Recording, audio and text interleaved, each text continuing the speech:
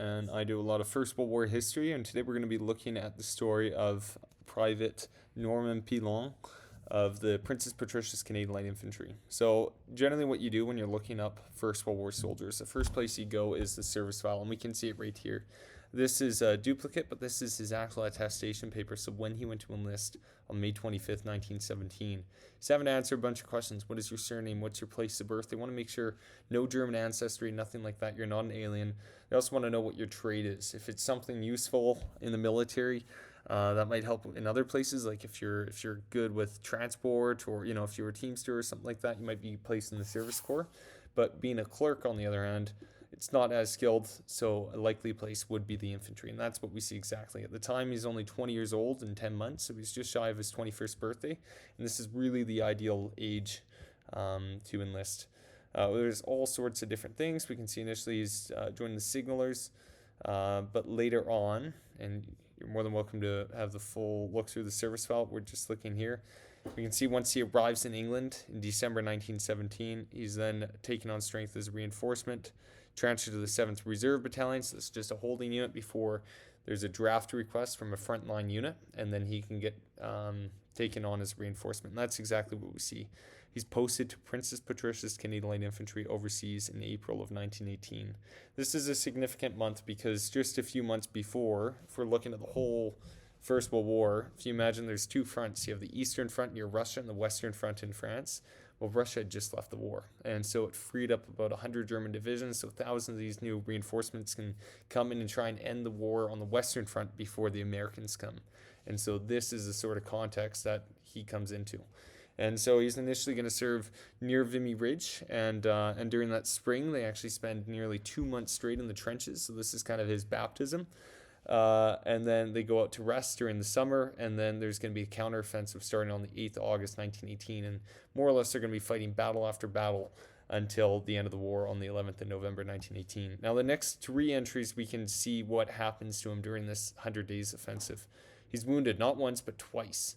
And so we can see right here that he's wounded the first time on the 29th of August 1918 and wounded the second time on the 28th of September 1918, and it's from the latter wounds that it was dangerous, and sadly he passed away in a hospital in France in November. But what we're going to do, we're going to break down what those battles were, what that actually means, and what his experience might have been. So we're going to look first at this one, the 28th and the 29th of August 1918. There's a place in France called Arras. In fact, if we were going to go 10 kilometers north, you would hit Vimy Ridge. And so it's a famous 1917 Canadian battle, but also a big one for the troops in 1918 because it's just down here in this old Roman road known as the Arras-Cambrai Road. This is where the axis of advance for the Canadians is going to be. There's between here and the place they're trying to get to, Cambrai, and the reason they want to get there is it's a massive railway junction. If they can capture it, they're going to destroy the German supply lines, and they're going to have them finally on the run. Between Arras and Cambrai, it's about 20 kilometers, but there's 5 different German defense lines. So there's one here, there's another one here, and there's another one at Monchy-le-Preux. And so what the Canadians are going to do, and you can actually see this original trench map, and it's been wonderfully transposed on a modern map, and you can see exactly where the trenches are. The Canadians are going to launch a big artillery barrage. That's all the lines you can see. It's a creeping barrage. So every couple minutes, it's going to lift and move on to the next position. And then waves of Canadian infantry are going to follow. At the time, our guy, Pilon, he's further back. He's not going to partake in this first advance. But what we can see is it's going to bring them right up to this village known as Monchy-le-Preux. Very important village because if we're going to go there today, it's on the high ground. And if you control the high ground, you can see the enemy and they can't see you. And so both sides really wanted to hold on to this. And so after the Canadians take it, in fact, it comes down to one guy who comes down this street over here, and then and he finds it basically unoccupied, and he does a bit of a bluff, and he convinces the whole Germans that they're surrounded, and so he captures the village. And then the Princess Patricia, so the unit Pilon is, they get rushed forward to try and hold on to the trenches just north and east of the location. So all the trenches you can see right here, this was their front line. This is exactly where Pilon was. And the Germans knew that's where they were, so they concentrated their fire. Apparently, for the patricias, we can read about their counts in their regimental history and the war diaries. It was terrible. Had guys, and they're all bunched up here, and they're just getting shelled hour after hour, holding on. And meanwhile, you have guys, sentries, looking out, which is quite dangerous because there's all the shrapnel flying around, because they know a German counterattack is going to come. So it looks like sometime at this location, it's possible later on they do another attack and they push all the way to a place called Jigsaw Wood, which we can see over here. In fact, where Kathleen works, we have a machine gun downstairs, which was actually captured in this wood by the Princess Patricia's Canadian Light Infantry the same day that Pilon was wounded. So somewhere between over here, the trench line just back here, and then when they do the advance on Jigsaw Wood, that's when Private Pilon is wounded. So once that happens, he's evacuated to hospital, but quickly he comes back because they need all the guys they can get. It's only a bit of a scratch, and so they say good enough.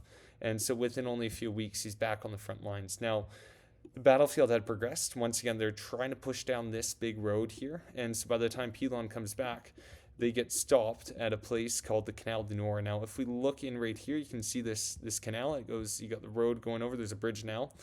But, it's a natural barrier. If we think about the medieval ages with castles, they also had, they used moats and so on and so forth. So effectively, it was the same thing. Importantly, right here, between... I'm sorry, we got to go a bit further south. Between Saint-Marc-One and Inchy-en-Artois, just here, it's actually dry. And so what the Canadians are going to do, they're going to try and rush it. They know it's super dangerous, but they put all their troops in the woods right here. And then on the 27th of September, they're going to push through, get a bunch of guys across, and then they're going to fan out. So what that means is some of their guys are going to go up that way, others are going to go that way, and others are that way. They're trying to cover as much ground as possible and push on eastward to keep going down that road towards Cambrai. And once again, Cambrai is super important because we can see the railway station here. That's a major thing for German supply lines. So if they can get there, they break down the German supplies, and then all of a sudden they can push on to Germany. At least that was the hope. The Princess Patricias are going to come into action again. Right now, it's hard to imagine. I'm going to try and pull up a trench map here and try and put it into perspective a little bit more. And so we can see, this isn't the best one, but a lot of it is open ground. We often think about the First World War with trenches, but once they get here, it's a lot more open warfare. And let's just see if we can get another one. And so what you can see, all the blue lines here, these are actually where German shell holes are, which are being occupied, and the main killer they have are machine guns. So machine guns come into big action. For the Patricias, their objective is to try and outflank this hill. There's a big hill here, and from there they can dominate. And it's heavily fortified here, but they think, okay, if we send the Patricias in through here, back then it was all farm field, they can swing around and then capture the village like that, and they hit it from the undefended side. What's quite significant, and I was quite amazed to see it right here, it's super important in the PPCLI history, is it's actually an aerial photo. And this is actually, if you can believe it, this is why Pilon dies during the Battle of Cambrai in 1918. This photo right here, and the reason for it is if we look deep, we don't actually see too much, nor could the intelligence officers who were looking at this photo. They could see this railway embankment, and they thought that was perhaps occupied by German soldiers. But if we look in front of it, there's no barbed wire. There's nothing really in the way. And so they say, okay, you guys are going to attack this, capture the railway embankment, and then push up there. The Princess Patricias, on the other hand, had a scout section. So these guys are specially trained, and they come out and they survey. And what they actually see is there's high grass in those fields, but beneath the high grass is belts and belts of barbed wire. And so they bring this message back to their commanders. And when they give it back to their commanders tell the intelligence officers that we don't want to send our guys in because of the belts and belts of barbed wire. We're going to get cut down because they're going to get slowed down and mown down by these machine guns, each one of them firing 600 rounds per minute. And there's about half a dozen in this embankment right here. Now, the only problem was the intelligence officers outranked the Patricias. And so what actually happened was the attack was going to go in no matter what. And so what we see is Pilon and the rest of the guys are going to advance more or less from this road and try and do that rush right into this railway embankment. And they get absolutely cut down. There's only a few gaps in the wire, and the gaps that exist are being hit heavily by machine gun fire. Eventually, some are able to get through and they manage to take this, but the cost is huge. And right here, what we can see and now it's just industrial estate and all that sort of thing. But this was an actual killing field. And sadly, amongst the wounded there, if we come back right here, we can actually see on the 28th of August, and that's when they did the 28th of September. I'm sorry, that's when they did the attack right here. Private Pilon is wounded dangerously, and then he dies in hospital at Etap on the French Channel ports on the 6th of November 1918, less than a week before the end of the Great War.